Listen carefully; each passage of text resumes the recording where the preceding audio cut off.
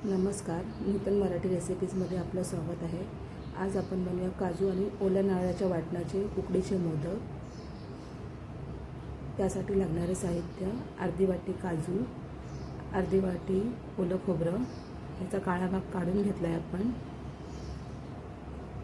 अर्धी वाटी साखर, चवीनुसार काजू, बदाम आणि मनुके, मीठ, थोडी वेलची पावडर, अर्धी वाटी दूध आणि 1 वाटी तांदळाचं पीठ।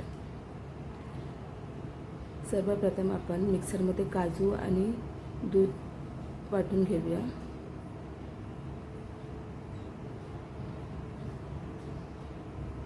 काजूची आपल्याला चांगल्यापैकी पेस्ट करून घ्यायची आहे।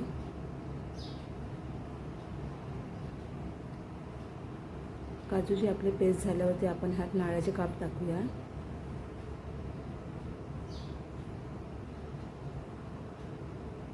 हे वाटताना आपण ह्याला मध्ये मध्ये चेक करत राहायचं चमच्याच्या साहाय्याने, जेणेकरून काजू आणि ओल्या नारळाचे तुकडे राहणार नाही। पेस्ट तयार आहे। आता एका फ्रायपॅनमध्ये आपण 1 चमचा तूप गरम करून घेऊया आणि आपलं तयार केलेलं सारण टाकूया। सारण आपल्याला मंद गॅसवरतीच परतत राहायचं आहे, जेणेकरून ते खालती लागणार नाही।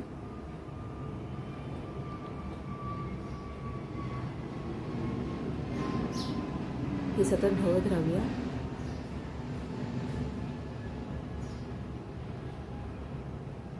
थोडं आटल्यावरती आपण ह्यात साखर टाकूया।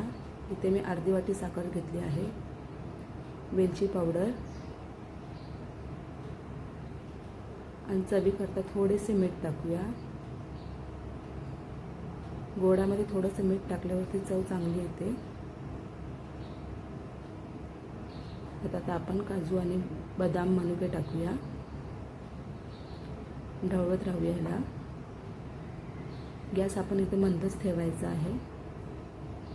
थोडासा रंग ह्याचा लालसर आल्यावरती आपण गॅस बंद करून घेऊया आणि सारण थंड करायला ठेवूया।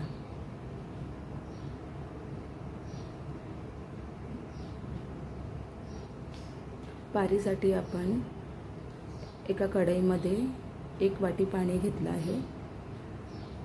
थोडंसं दूध टाकूया, थोडंसं मीठ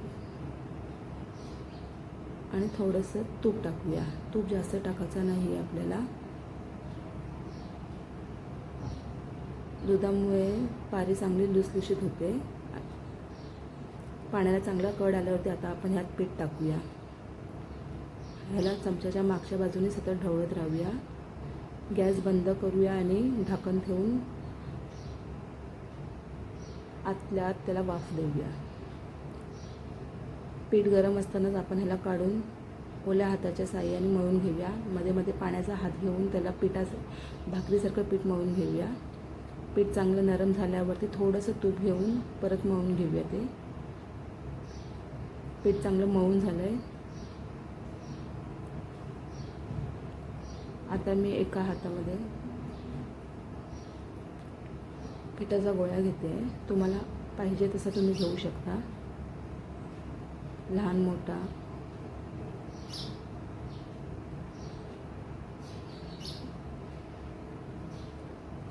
पिठाच्या साहाय्यानेच मी ह्याची आता एक पारी करून घेणार आहे। पारी एकसमान करायची आपल्याला, जाड पातळ अशी ठेवायची नाही। शक्यतो पारी पातळच ठेवायची, नाहीतर सारण कमी आणि पीठ जास्त लागतं खाताना। तुम्हाला हवे असल्यास तुम्ही लाटूनही घेऊ शकता। मी इथे वाटीचा आकार देते ह्याला।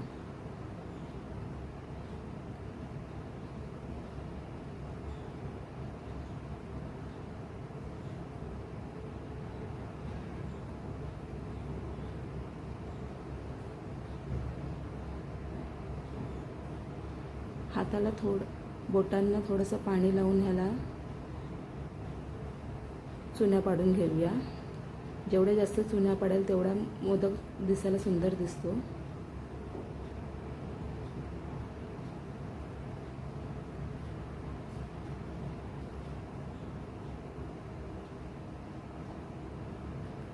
अंगठ्याच्या सहाय्याने आता आपण ह्याला जवळ करून घेऊया.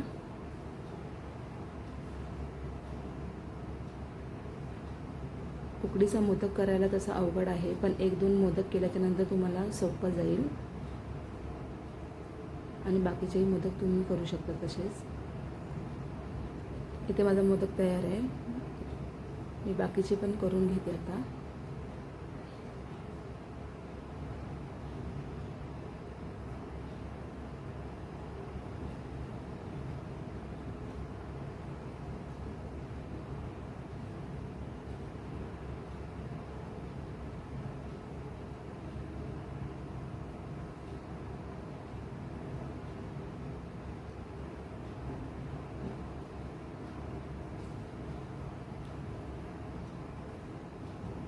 ह्यांना आता आपण वाफवून घेऊया. मी केळीचं पान वाफवायला घेतलेलं आहे. तुम्हाला पाहिजे असल्यास तुम्ही हळदीचं पान किंवा ओला कपडाही वापरू शकता. तेही नसल्यावरती आपण चाळणीला थोडंसं तूप लावून त्याच्यावरती मोदक ठेवूया. मोदक ठेवताना थोडेसे ते पाण्यातनं भिजवून ठेवायचे, जेणेकरून मोदक चांगले लुसलुशीत होतात. ह्याला आता आपण 7 ते 8 मिनटं वाफ काढून घेऊया.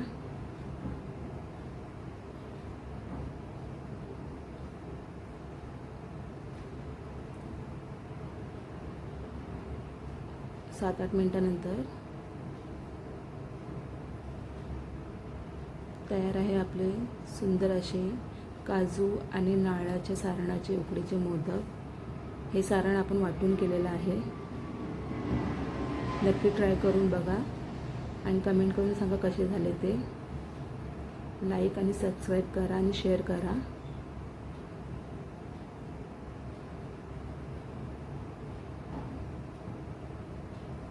सुंदर असे सुबक उकडीचे मोदक. धन्यवाद.